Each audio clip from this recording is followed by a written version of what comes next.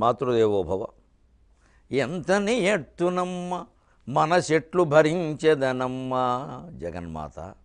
ఎంతని ఎట్టునమ్మ మనసెట్లు భరించెదనమ్మ. ఎవియో చింతలు వంతలన్ నిదుర చెట్టుకు పుట్టకు పారిపోయే. ఎవియో చింతలు వంతలన్ నిదుర చెట్టుకు పుట్టకు పారిపోయే. నీ చింత మనస్సు నిల్పుటకు చేయు ప్రయత్నములెల్ల వ్యర్థమై పుంతల దారియై బ్రతుకు పుట్టి మునుంగునొయేమో అంబికా. పుంతల దారియై బ్రతుకు పుట్టి మునుంగునొయేమో అంబికా. ఏబిఎన్ ఆంధ్రజ్యోతి ప్రేక్షక మహాశయులందరికీ నవజీవన వేదం అనే కార్యక్రమంలో 1253వ భాగానికి, ప్రత్యేకించి స్తోత్రమంజరికి సాగుతున్న సామాజిక వ్యాఖ్యలో 153వ భాగానికి స్వాగతం పలుకుతాం. మనం నిన్న కరావలంబ స్తోత్రంలో శ్లోకాలు చాలా భావావేశంతో భక్త్యావేశంతో చదువుకున్నాం. ప్రహ్లాదుడు, ఏమయ్యా నా రూపం చూసి భయపడుతున్నావా అంటే, ఈ జీవితం పెట్టే భయం ముందు ఇదంతా అన్నాడు. సంసార జీవితం అనకూడదు, నాకంతా సంసారం సంస్కృత శ్లోకాల్లో ఎప్పుడు సంసారం అంటే మొత్తం జీవితం, కుటుంబ జీవితం కాదు. మన ఉద్యోగాలు, వ్యాపారాలు, వ్యవసాయాలు, వైఫల్యాలు, సాఫల్యాలు, పుట్టింది మొదలు చనిపోయే వరకు ఉన్న జీవితం అంతా కలిపితేనే సంసారం. ఈ జీవితం మనిషిని ఎంత భయపడుతుందో అంతగా మీరెవరూ దేవతలు భయపెట్టలేరండి అన్నాడు. ఏ భయంకరమైన రూపంలో వచ్చినా సరే. దానికే నరసింహస్వామి ముద్దుగా ఆ బాలుండి దగ్గరికి తీసుకున్నాడు. చాలా సంతోషించాడు. ఎంత బాగా అవగాహన చేసుకున్నావయ్యా, ఎంతసేపు నేనేదో మృదువుగా గంభీరంగా ఉండాలనుకుంటారు, ఇలా ఉంటే ఎవరు భరించలేరు, కానీ ఇది కూడా నా రూపమే అన్నాడు ఆయన. ఆ సర్వము ఆత్మస్వరూపంగా భావించగలిగితే అప్పుడు జ్ఞానం కుదిరినట్టే. ఎందుకంటే వేదాంతానికి భక్తికి, జ్ఞానానికి భక్తికి ఒక తేడా ఉందండి. వేదాంతం జ్ఞానం శాస్త్రం, శాస్త్ర రూపాలు. భక్తి కళాత్మకం. భక్తి శాస్త్రం కాదు. భక్తి శాస్త్రం కూడా ఎవరో అనరు. భక్తికి నియమ నిబంధనలు ఉండవు. భక్తి సూత్రాలు నారద భక్తి సూత్రాలు చెప్పిన ఊరికే అవి వాళ్ళ అనుభూతిని వాళ్ళు చెప్పారు, అంతేగాని అదే రకంగా ఉండాలని వాళ్ళు చెప్పరా. సా పరమ ప్రేమ రూపా భక్తికి అన్నారు. భక్తి అంటే ఏమిటంటే భగవంతుడు యందు పరమ ప్రేమ అన్నారు. మన బిడ్డలు ఏందో, మన వస్తువులు ఏందో, మనకి దేని ఏందో ఒక పరమ ప్రేమ ఉంటే ఎలా ప్రవర్తిస్తామంటే ఒక్కో వ్యక్తి ఒక్కో రకంగా ప్రవర్తిస్తాడు. ఆ ప్రేమని ఒక వ్యక్తి ఒక రకంగా చూపిస్తాడు, ఇంకో వ్యక్తి ఇంకో రకంగా చూపిస్తాడు. ఒకడు నేను నిన్ను ప్రేమిస్తున్నాను కాబట్టి నన్ను చేసుకోకపోయినా పర్వాలేదు, నువ్వు సుఖంగా ఉంటే చాలంటాడు. ఒకడు నేను నిన్ను ప్రేమిస్తున్నాను కాబట్టి నువ్వు ఎవరితో మాట్లాడినా నేను తట్టుకోలేనంటాడు. ఇదో భయంకర ప్రేమ. దేని ఏమనాలు తెలియదు. అంచేతన భక్తికి ప్రేమకి సూత్రాలు ఉండవు. అది అనుభూతికి సంబంధించిన విషయం. అంచేత భక్తి కళ అయినప్పుడు అనుభూత్యాత్మకంగానే రావాలి. అది అనుభూత్యావేశముల జనితములకు లలిత కళలు సాధ్యములగున కనకపు పోటీలకు అంటాడు మహాకవి జాషువా. అనుభూత్యావేశముల జనితములకు లలిత కళలు సాధ్యములగున కనకపు పోటీలకు. అనుభూతితో ఆవేశంతో పుట్టవలసినటువంటి కళలు పోటీలు పెడితే వస్తాయా అన్నాడు. డబ్బు బంగారం ఇస్తే కళ వస్తుందా అన్నాడు. భక్తి కూడా అంతే. ఆ భక్తి ఆవేశంతో మనం లలితా సహస్రం చదివినా, విష్ణు సహస్రం చదివినా, కరావలంబ స్తోత్రం చదివినా, ఇప్పుడు చదువుకుంటున్న సుప్రభాతంలో ప్రపత్తి కానీ, మంగళాశాసనం కానీ, స్తోత్రం కానీ, సుప్రభాతం కానీ ఏది చదివినా అది ఫలిస్తుంది. అసలు ఫలిస్తున్నట్టు మనకు శరీరంలో తెలిసిపోతుంది. ఆ పులకింత కలిగిందంటే అదే ఫలం.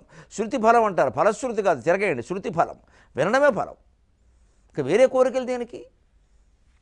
కోరికల కోసం మళ్ళీ చేస్తున్నామంటే అది కళని శాస్త్రంలో గడ్డిసాం మనం. ఒక నటుడు తాను నటించడంలో ఆనందిస్తాడు కానీ పారితోషికాలకు ఆనందించడు. పారితోషికాలకు ఆనందించడం మొదలుపెట్టాడు అంటే ఎవరన్నా తక్కువ ఇవ్వగానే ఆనందం తగ్గిపోతుంది, ఎక్కువ ఇచ్చినప్పుడు ఏదో కాస్త పెరుగుతుంది. ఒక్కోసారి ఎక్కువ ఇచ్చినా కూడా ఆయనకు బోల్డ్ ఉందా, అందులో మనకి ఎంతకి ఇచ్చాడంటాడు. అది మళ్ళీ వేరే వ్యాఖ్యానం.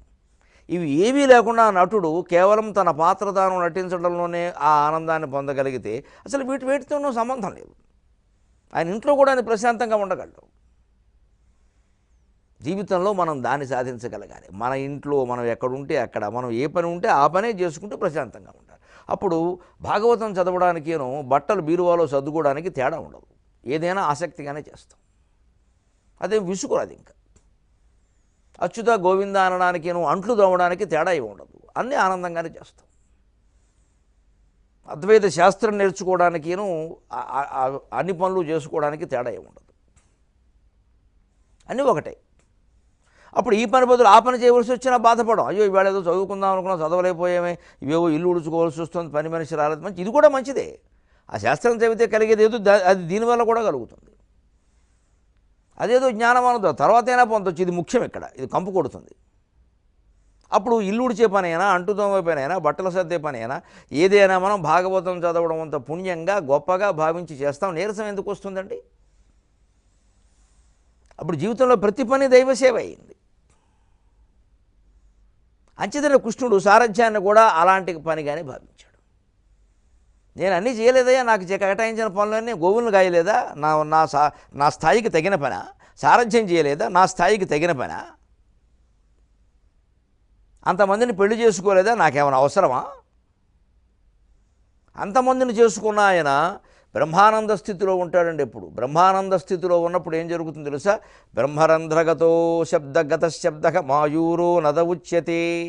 బ్రహ్మరంధ్రగత శబ్ద మాయూరో నద ఉచ్యతే యోగశాస్త్రంలో చెబుతారు.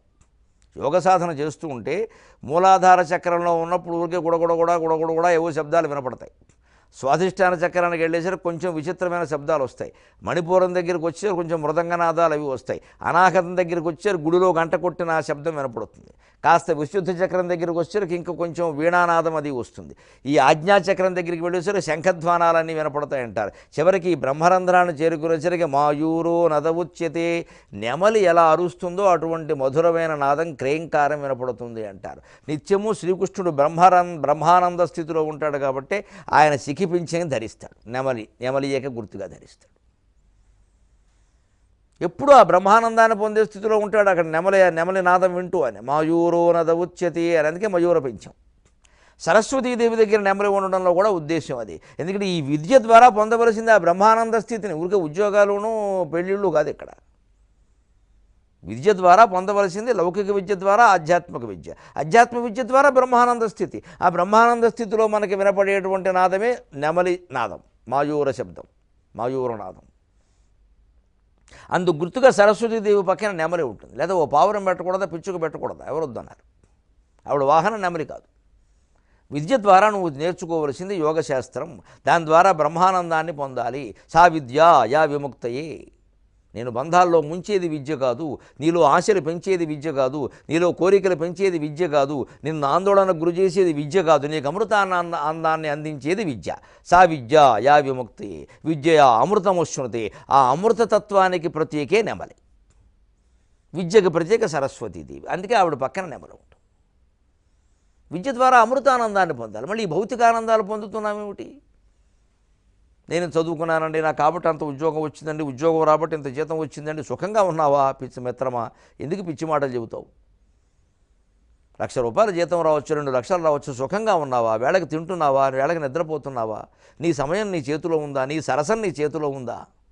నీ సంభాషణ నీ చేతిలో ఉందా? నీ జీవితం నీ చేతిలో ఉందా? మరి దేనికా 2 లక్షలు లేదా 2 కోట్లు? మన కోసం మనం సమయం కేటాయించుకోలేనప్పుడు, మనతో మనం మాట్లాడుకునే అవకాశం లేనప్పుడు, మనలోకి మనం వెళ్ళగలిగే అవకాశం లేనప్పుడు ఎంత సంపాదించినా వృధాయేనండి. ఆ స్థితిని చేరుకోవాలంటే జీవితంలో ప్రతి పనిని సమానంగా భావించగలిగితే అప్పుడు ఈ ఉద్యోగమే చేయాలి, ఎంత సంపాదించి తీరాలి, దానికోసం ఈ చదువు చదవాలి, దానికోసం ఇంగ్లీషు భాష అనేది కూడా ఉండదండి. తెలుగు బాగానే ఉంటుందండి. అప్పుడు సంస్కారమే ముఖ్యమని భావిస్తే మన పిల్లలకి తెలుగులోనే చదివిస్తామండి. తెలుగులో ఉన్నంత సంస్కారం ఇంగ్లీషులో ఎక్కడుందండి? తెలుగు పద్యాల్లో, సుమతీ శతకం పద్యాల్లో, తెలుగు సుభాషితాల్లో, తెలుగు కావ్యాల్లో ఉన్నంత వ్యక్తిత్వ వికాసం, సంభాషణ నైపుణ్యం, నాయకత్వ లక్షణాలు, నిర్వహణ సామర్థ్యం, ప్రతిభా వికాసం, అధ్యాత్మ విద్య, ఇవన్నీ తెలుగు పద్యాల్లో, తెలుగు కావ్యాల్లో ఉన్నట్టుగా ఇంగ్లీషులో ఎక్కడ ఉంటాయండి? ఏం ఉపయోగపడుతుంది అది? మనం అంతా దాని మీద పడుతున్నామంటే మన దృష్టి వేరుగా ఉంది. భౌతికత, ఉద్యోగం, జీతం, ప్రభ, వైభవం, విల్లా కోటి అపార్ట్మెంట్, అదే గొడవ. సంపాదించుకోవడానే గొప్ప విషయంగా భావిస్తున్నాం మనం. పిల్లలు గొప్పవాళ్ళు అంటే సంపాదిస్తేనే గొప్పవాళ్ళు, మంచి ఉద్యోగం చేస్తేనే గొప్పవాళ్ళు. అంతేగాని సంస్కారవంతులైతే గొప్పవాళ్ళు, ఆ సంస్కారం ఎవరికి కావాలండి, వాళ్ళు సంపాదించి ఇదే ఆలోచన పెద్దాళ్ళు కూడా. సంస్కారం ఏమైనా కనిపిస్తుందా? కనిపించడం అంటే కనిపించకపోతే ఎందుకు ఇంకా? తల్లిదండ్రులను గౌరవించే స్థితి వాళ్ళు లేనప్పుడు వాడు ఎంత చదువుకుంటే ఎవడికి, ఎంత సంపాదిస్తే ఎవడికి, ఇక బయట వాళ్ళ సంగతి చెప్పక్కల. భగవంతుడి నుంచి మనం, ఆయన అవతారాల నుంచి మనం నేర్చుకోవాల్సింది ఏమిటి అంటే ఏ పనైనా సమానంగా భావించి చెయ్యడం. అందుకే నేను నా కేటాయించిన పనులనే శుభ్రంగా చేశానయ్యా, అందుకే నా తత్వం అర్థం చేసుకో. భూయోపిమహ్యమే హతవు కరదర్శితవు తే. మళ్ళీ ఆ పార్థుడికి చూపించినటువంటి చరణాలే నాకు చూపిస్తున్నావయ్యా అన్నాడు. యవు దర్శితవు స్వచరణవు శరణం వ్రజేతి. నీ పాదాలు చూపించి ఆయన్ని శరణు పొందమని వేడావు కదా, అలాగే అవి మళ్ళీ నాకు చూపిస్తున్నావయ్యా, అటువంటి చరణాలనే నేను శరణు వేడుతున్నాను. ఇప్పుడు తర్వాతి శ్లోకం.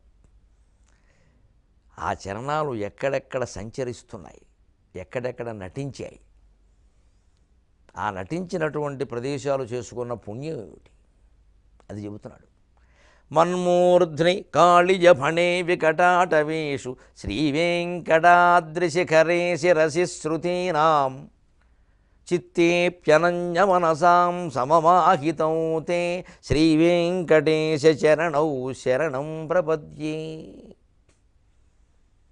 నీ చరణాలు నేను శరణు పొందుతున్నానయ్యా అంటున్నాడు అన్నన స్వామి. మన కూడా అనమంటున్నాడు. మన్మూర్ధ్ని, మత్ మూర్ధ్ని, మన్మూర్ధ్ని, కాళియఫణే వికటాటవీషు, వికట అటవీషు, వికటాటవీషు, శ్రీవేంకటాద్రిశిఖరే శిరసి శృతీనాం, శృతీనాం శిరసి, శ్రీవేంకటాద్రి శిఖరే, శ్రీవేంకట అద్రి, శ్రీవేంకటాద్రి శిఖరే శిరసి శృతీనాం. చిత్తేపి, చిత్తే అపి చిత్తేపి, అక్కడ అవగ్రహం గుర్తుంటుంది. అనన్యమనసాం, చిత్తేప్యనన్యమనసాం సమం ఆహితౌ, సమం ఆహితౌ, సమమాహితౌ తే శ్రీవేంకటేశ చరణౌ శరణం ప్రపద్యే. ఎక్కడెక్కడ విహరించాయో చెబుతున్నాడండి. మొట్టమొదటి అందులో మన్మూర్ధ్ని అన్నాడు. నీకు భేదం లేదయ్యా, లేకపోతే మన్మూర్తిని నా శిరస్సు మీద, కాళీయఫణి కాళీయుని పడగల మీద, వికట అటవీషు భయంకరమైన అరణ్య ప్రాంతాల్లోనూ, ఎందుకంటే మరి గోవులను కాచుకుంటూ అక్కడే తిరిగాడుగా, శ్రీవేంకటాద్రి శిఖరే మళ్ళీ బాగా నీకు వైభవం కలిగించినటువంటి తిరుపతి కొండల మీద, అంతేకాదు శృతీనాం శిరసి వేదాల వీధుల్లో, వేదాంత వీధుల్లో, శిరసి శృతీనాం. అంతేకాదు చిత్తేపి అనన్యమనసాం, అనన్యమనసాం చిత్తేపి సమం ఆహితౌ తే చరణౌ. ఈ ప్రదేశాల్లో ఎటువంటి భేదభావము లేకుండా సమానంగా తిరుగుతున్నాయన్నాడు ఆయన చరణాలు. ఎక్కట మన్మూర్ధిని అలా అట్టిపెట్టి నా శిరస్సు మీద, ఆయన మనం ప్రార్థిస్తున్నాం కూడా మన శిరస్సు. కాళీయఫణి కాళీయుని ఫణి మీద ఆయన పడగల మీద నాట్యం చేసినప్పుడు అదేమీ రక్షణ కాదండి, భక్షణ. వాడు చచ్చాడు. అంటే మనని రక్షించడం కోసం, మనం అజ్ఞానాన్ని పోగొట్టడం కోసం మన శిరస్సు మీద పాదం పెట్టడం, కాళీయుని శిక్షించడం ఒకటేనా? ఎంత విచిత్రంగా ఉందండి. రక్షించడం శిక్షించడం ఒకటే. అంటే అతను శిక్షించడం కూడా రక్షించడం కోసమే. ఒక్కోడిని శిక్షిస్తే కానీ రక్షించలేము, ఒకడు శిక్షిస్తే కానీ రక్షించడం. పిల్లల విషయమే అలా ఉంటే ఉగ్రవాదుల విషయం చెప్పేదే ఉంది. ఇంకా తీవ్రవాదులు ఉన్నారంటే శిక్షించాలి, ఇంకో మార్గం లేదు. అవినీతి ఉందంటే భయంకరంగా శిక్షించాలి, అత్యాచారం ఉంటే భయంకరంగా శిక్షించాలి, ఇంకో మార్గం లేదు. ఈ మార్గాలు కూడా తాత్కాలికమే. అసలు మార్పులు సమాజంలో రావాల్సిందే. అంతవరకు శాశ్వతంగా వ్యవస్థ మారదు. ఇది కేవలం ఏదో ఒకదానికి శిక్ష వేయడంతో పోయేది కాదు ఇది. కానీ అవి పడాల్సిందే, అక్కడ గట్టిగా ఉండాల్సిందే. అంటే కాళీయుని ఎందుకు శిక్షించాడు? వాడు ఉన్న హ్రదాన్ని ఒక్క మడుగు, అక్కడ గోవులన్నీ నీళ్లు తాగుతుంటే, గోపకులందరూ వాడుకుంటూ ఉంటే బృందావనంలో అందులోనే ప్రవేశించాడు. ఎందుకంటే గరుత్మంతుడు అక్కడికి రాట, వాడు కూడా వాడిది. వాలి రాడు కాబట్టి, రాలేడు కాబట్టి, ఋష్యమూక పర్వతం మీద సుగ్రీవుడు తలదాచుకున్నట్టే గరుత్మంతుడు అక్కడికి రాలేడు కాబట్టి ఆ యమునా నదికి దగ్గర, యమునా నదికి సంబంధించిన ఆ మడుగులో కాళీయుడు దాక్కున్నాడు. అదంతా సౌభరి అనే ఋషి, ఆ కథ వేరే. ఆ సౌభరి అనేటువంటి ఋషి జలాల్లో ఉండి తపస్సు చేసేవాడు. అతనికి ఆ చేపలన్నీ అలా తిరుగుతూ ఉంటే ఆ చేపలు ఆడచేప మగ చేప కలుస్తుంటే కూడా విచిత్రమైన కోరికలన్నీ పుట్టాయి. ఆ చేపలు తనకి చాలా సహకరించాయి కాబట్టి వాటిని ఏదైనా ఒక వరం కోరుకోమన్నాడు. మాకు గరుత్మంతుడు వచ్చి ఈ పక్షులు వచ్చి అన్నీ తినేస్తున్నాయి, మమ్మల్ని తినకుండా చూడమన్నాడు. గరుత్మంతుడు అక్కడ ప్రవేశించడానికి వీల్లేదని సౌభరి ఒక షరతు పెట్టాడు. ఋషులు షరతు పెడితే అంతే. అదిగో ఆ మడుగే ఈ కాళీయుడు మడుగు. గరుత్మంతుడు అక్కడికి ప్రవేశించాడు కాబట్టి తనకి ప్రాణభయం ఉండదు కదా అని కాళీయుడు అక్కడ చేరాడు. కానీ వీడు చేరి అక్కడ విషంగా అక్కడ మొదలెట్టాడు. అంచేతే ప్రకృతిని ఎప్పుడూ మనం అటు ఇటు చేయకూడదు. ఎలా ఉండదని అలా ఉండనియాలి. అక్కడ గరుత్మంతులో పక్షులో రావాలి, ఆ చేపలు తినాలి, తప్పదు, వాటికి అది ఆహారం. అందులో అనవసరంగా ఈ ఋషి వేలెట్టాడు. ఈ ఋషి వేలెట్టడంలో ఈయనకి రాగద్వేషాలు ఉన్నాయి. ఎందుకంటే ఈయన కూర్చుని ఆ జలంలో మునిగి తపస్సు చేస్తూ మధ్య మధ్యలో కళ్ళు తెరిస్తే ఆ చేపలు అందంగా ఆయన చుట్టూ తిరుగుతుంటే ఆయనకి నచ్చేయట. అందుకని చేపలను వరం కోరుకోమన్నాడు. ఋషులకు ఇలాంటివి కోరికలు ఉంటే దాన్ని ఏమంటారంటే మామూలుగా చాపల్యం అంటారు. ఈయనకి చేపల మీద ఉంది కాబట్టి చేపల్యం అనాలి. చాపల్యం అన్నమాట కొంతమంది పలకలేకపోతే చేపల్యం అంటారు. అలాంటి చేపల్యమే ఈయనకి కలిగింది. ఈయనకి ఎందుకు గొడవ, తపస్సు చేసుకోక చేపలకు వరం వేడి పిచ్చి పని, ఇలాగే ఇస్తారు. దాంతో అక్కడ గరుత్మంతుడు రాకుండా పోయాడు, బాగానే ఉంది. అదే నువ్వు గరుత్మంతుడు ఇంకో చోట ఆహారం చూసుకుంటాడు, పెద్ద విషయం కాదు. కానీ అక్కడ కాళీయుడు వచ్చి పడ్డాడు. ఇప్పుడు ఈ విషానికి ఈ చేపలు చచ్చిపోవా? ఇదే చేసే అనవసరంగా వేలెట్టద్దంటే ఇదే. అందుకే రమణ మహర్షి దేంటోనూ వేలు పెట్టలేదు. స్వాతంత్రోద్యమం జరుగుతున్నా సరే ఆయన ధ్యానంలో ఆయన ఉన్నాడు, ఆయన తత్వచింతనలో ఆయన ఉన్నాడు, దేంటోనూ వేలు పెట్టలేదు. అక్కడ ఆశ్రమంలో కూడా ఏమైనా వ్యవహారాలు జరుగుతున్నట్టుగా ఆయన దృష్టికి వస్తే వెంటనే దృష్టికి వచ్చిన వెంటనే అక్కడ పరిష్కారం అని చెప్పేశాడు, ఆ విషయాన్ని వదిలేశాడు. ఇంకా దానిలో పెద్ద ప్రచారం చేస్తూ కూర్చోాలి. ఆశ్రమంలో ఒక సంధ్యవేళ, ఒక 7 గంటల వేళ ఒక మూల ఒక గుడి లాంటిది ఏదో ఉంది అక్కడ. ఆ చెట్టు దగ్గర ఒక జంట కనపడింది. అక్కడేదో అసాంఘిక కార్యకలాపాలకు పునాది పడింది. రమణ మహర్షి ఆశ్రమం అయితే అందరూ అలా ఉంటారా ఏమిటి? ఎవరో దాన్ని స్వామివారి దృష్టికి తీసుకెళ్లారు. వెంటనే ఆయన అన్నాడు, ఇక ఏమో అది ఎవరు ఏమిటి, ఇక్కడ ఇలాంటి భావాలు ఎందుకు వస్తున్నాయనడం, మన్నాడు ప్రవచనం చెప్పినప్పుడు లేదా మాట్లాడినప్పుడు ఇలాంటివి జరుగుతున్నాయి, ఎలాంటివి చేయడానికి మీరు వచ్చేది, నా పరువు పోతుందా, ఇవన్నీ అహంకారానికి సంబంధించినవి. ఆయన మళ్ళీ అందులో పడిపోయినట్టే. ఆయన ఆ మాట తెలిసిన వెంటనే ఆశ్రమ అధికారిని ఎవరినో పిలిచి సాయంత్రం 6:30లోగానే అందరి భోజనాలు ముగిసిపోయి ఆడవాళ్ళందరినీ కొండ కిందికి పంపించేయండి, అంతే, 2 మాటలేదు. ఎవ్వరు ఇక్కడ ఉండడానికి వీల్లేదు మహిళలు 6:30 దాటాక. దాన్ని వెంటనే ఆశ్రమంలో అందరూ అర్థం చేసుకున్నారు, అమలు చేసుకున్నారు. మళ్ళీ ఎక్కడా అటువంటి ధోరణ రాలేదు. ఎందుకంటే మహిళా సంఘాలు లేవు అప్పుడు. లేకపోతే వీళ్ళు గొడవ పెట్టేసేవాడు. మేము రాత్రి 10ంటికైనా ఉంటాం, మాకు హక్కు లేదా అని గొడవ పెట్టేవాడు. అక్కడ అన్ని హక్కులు అందరికీ కల్పిస్తే ఇలాగే జరుగుతాయి. పెద్దవాళ్ళు ఏదైనా చెబితే ఎందుకు చెప్పారో అర్థం చేసుకోవాలి. హక్కుల గురించి పోరాడకూడదు ప్రతి చోట, తుక్కైపోతాం. మహాయోగులు కల్పించుకోవడం అంతవరకే, అలాగే ఉంటుంది. అది ఇంక మిగిలిన విషయాలు ఆయన మాట్లాడలేదు. ఇంక అక్కడి నుంచి అనుకూలంగానో ప్రతికూలంగానో వాదనలు, చర్చలు, లేదా మర్నాడు దీన్ని ప్రస్తావించడం, భక్తుల్ని పిలిచి మాట్లాడుతూ ఉండడం, ఆశ్రమంలో అసలు ఏం జరుగుతున్నాయి ఏమిటి, ఇవన్నీ పెట్టించుకుంటే ఇంకా ఆయన యోగం ఏమిటి? అంచేతను ఋషి అయిన వాడు సౌభరి రమణ మహర్షి ఉన్నట్టుగా ఉండలేకపోయాడు. ఆయన కథ ఇంకా విచిత్రం. అసలు ఆ చేపలు ఆడచేప మగచేప కలుస్తుంటూ చూసి ఈయనకి అనిపించిందిట, ఓ ఇది గొప్ప జీవలక్షణం అన్నమాట, ఆడ మగ కలవడం అనేది. ఏమిటో నేను ఇలా ఉండిపోయి ఇంకెందుకంటే నేను తపస్సు పనిలేక చేపలను చూసి అమ్మోహంలో పడ్డాడు ఈయన. నిజంగా చేపల్యమే వచ్చింది ఈయనకి, చేపల్యం. అన్ని జీవులు ఇలాగ ఆడ మగ కలుసుంటే నేనేమిటి ఇక బైరగాడిలాగా? అబ్బాబ్బే, లాభం లేదు. మనం అద్భుతమైనటువంటి సౌభరి కథ చెప్పుకుంటున్నామండి. కాళీయుడు కారణంగా భారతంలో ఉంటుంది, ఇది శాంతి పర్వంలో వస్తుంది. ఆయన చేపల సంగమాన్ని చూసి విచిత్ర ప్రవృత్తి మనస్సులో కలిగి సంసారం చేయాలనుకున్నాడు. ఇంకెందుకు తపస్సు, అలాగే ఉంటుంది, జారిపోవడం అంటే అదే. వెంటనే ఒక మహారాజు దగ్గరికి సంసారాల సంబంధాల కోసం, మరి మ్యారేజ్ బ్యూరోలు ఇవన్నీ అప్పట్లో లేవుగా, అందుకని ఒక మహారాజు దగ్గరికి వెళ్ళి నాకు పిల్లనివ్వమని అడిగాడు. ఆయనకి 50 మంది అమ్మాయిలు ఉన్నారు. ఆయన ఇప్పుడు ఋషులతో ఎలా ఉంటుందంటే వ్యవహారం, ఇస్తాను అనడానికి ఆయనకు మనసు అప్పట్ల 50 మందిలో ఎవరిని కోరుకున్నా జీవితం నాశనం అయిపోయినట్టే కదా, నేను మహారాజులు నా కూతురుని తీసుకెళ్ళి ఈ బైరాగాడికి ఎలా ఇస్తాను, ఆయన ఋషి అయితే మాత్రం అని పాపం ఆయనకి ఇష్టం లేదు. ఇవ్వనంటే శపిస్తాడు. ఇస్తాను అనడానికి మనస్సు రావట్లేదు. ఆయన తప్పించుకుందుకు ఏమన్నాడు అంటే, తప్పించుకు తిరుగువాడు ధన్యుడు సుమతి అని. మహర్షి, మీరు అంతఃపురంలోకి వెళ్ళండి, మా అమ్మాయిలందరినీ ఓ చోట సమావేశపరుస్తాను, కర్ణాటకలో శాసనసభ్యులను సమావేశపరిచినట్టుగా ఓ చోట సమావేశపరుస్తాను.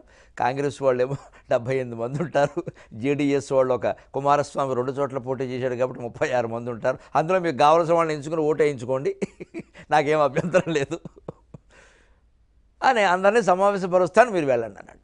ఆయన ఏమన్నా అంటే, అంతగా ఎవరైనా ఇష్టపడితే ఇచ్చేద్దాం, వాళ్ళు నిర్ణయించుకుంటారు, మనకెందుకు. జీవితంలో కొన్ని సమస్యలకు ఇదే పరిష్కారం. ఆ మాట తండ్రి అంటే, నాన్న నా గొంతు కోసావు, నువ్వు అడ్డమైనకి ఇచ్చే ఉంటుంది ఆ పిల్ల. అదే ఎంచుకుంటే గొడవలేదు కదా.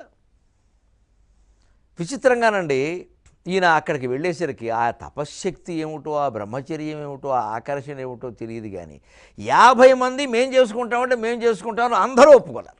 50 మంది పోటీపడి, పైగా నేను తప్ప ఇంకెవరూ చేసుకోవద్దని కొంతమంది గొడవ. ఇది చూసి తండ్రికి ఆశ్చర్యం, అయ్యి బాబోయ్ ఇదేమిటిది, ఈయన దగ్గర ఏముందయ్యా, ఏదో బైరాగాడు గడ్డం అనుకున్నాను నేను, ఇదేమిటిది, వయస్సులో ఉన్న అమ్మాయిలు క్షత్రియ గంజలు వీళ్ళందరూ ఈయన వెనకాల పడుతున్నారు, ఈయన పొరపాటునంత పురంలోకి పంపాను నేను, ఈ దేవుడు కోడప్పకొండ జాతరకు పంపవలసిన వాడిని అనుకుని ఆయనకి ఇప్పుడు ఆయన మహర్షి ఏమన్నాడంటే, నువ్వు అన్నావు కదా చేసుకుంటే ఇస్తాను, నన్ను అందరూ చేసుకుంటాను, అందరినీ ఇచ్చేమన్నాడు. అందరినీ ఇచ్చి చచ్చినట్టు పెళ్లి చేశాడు. చచ్చినట్టే 50 కళ్యాణ మండపాలు, 50 క్యాటరింగ్లు, మొత్తం రాజ్యం అమ్మేసి ఉంటాడు, అనుమానం లేదు. మొత్తం అయిపోయాక ఈయన 50 మందితో సంసారాలు చేసి ఒక్కొక్కళ్ళకి 15 మంది పిల్లల్ని కానీ మళ్ళీ తేడా రాకూడదు, 11 వాళ్ళు ఎవరికైనా కంటే ఇంకొత్తి వచ్చి గొడవ చేస్తుంది. అందులో ఆడ మగ సమానంగా ఉండేలా కనేసి అందరికీ తన తపశ్శక్తితోనే భవనాలు కట్టాడు. తపశ్శక్తి మొత్తం వినియోగం చేశాడు, వీళ్ళ భోగాల కోసం, వీళ్ళ సౌఖ్యాల కోసం భవనాలు కట్టాడు. వాళ్ళకి పిల్లలందరికీ భోగాల కన్నా ఏర్పాటు చేశాడు, విద్యాబుద్ధులకు ఏర్పాటు చేశాడు. ఆ మొత్తం మంది 50 మంది భార్యలకి ఏ లోటు లేకుండా చూశాడు.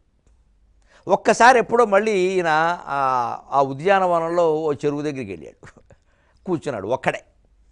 అప్పుడు ఇలాగే చేపలు ఎగిరి పడుతున్నాయి, నమస్కారం పెట్టాడు, మీరే నన్ను ముంచేశారు, ఈ చంపేసి ఇలా ఎగిరేసి నా ప్రాణం తీశారు, నీటిలో జల సమాధిలో ఉండి తపస్సు చేసుకునే మహానుభావుని వచ్చి ఇందులో పడ్డారు, ఇప్పటికి 50 మందితో 50 ఏళ్ల బట్టి కాపురం చేస్తున్నాను, ఏమి ఇందులో అంతరార్థమేమో నాకు అర్థమై చావట్లా,